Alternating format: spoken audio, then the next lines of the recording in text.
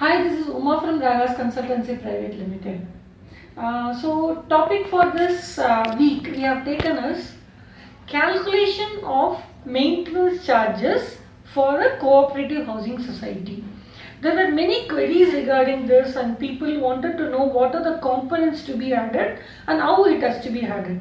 So we have made it more user friendly. So watch this video so that you will be able to calculate for your CHS. If it is a newly formed CHS, then it will be very useful for you to calculate the derived amount. If it is the existing CHS, you can verify whether you have calculated it properly or not. So the first and foremost thing is there are certain charges which are equally divided amongst all the members irrespective of the area they are occupying. There are certain charges where it is based on the square feet the member is occupying. So first we will take the equal portion. Okay. So all the service charges which a cooperative housing society is paying on behalf of the members are equally divided. So now you see the Excel sheet which is there. These are all the expenses which are to be equally divided irrespective of the area they are occupying.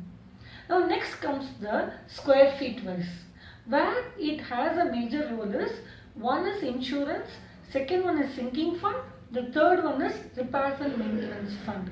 This is always on the square feet a person is occupying. Regarding the sinking fund and the repairs and maintenance fund, it should be calculated on the construction cost of the building at the rate of 0.25% and 0.75% respectively. So now basis on this calculation, this has to be derived. Now you can see the Excel sheet how we are going to derive at these two figures. For the insurance, the amount should be equally divided among the square feet and multiplied by the area which a person is occupying. The last components, water charges. Now what is the number of inlets you have got? You need to calculate that. The water bill need to be divided by number of inlets and multiplied by the number of inlets a person or a flat is having. Okay, so now it's clear. Now also you see the Excel sheet, it's very clear.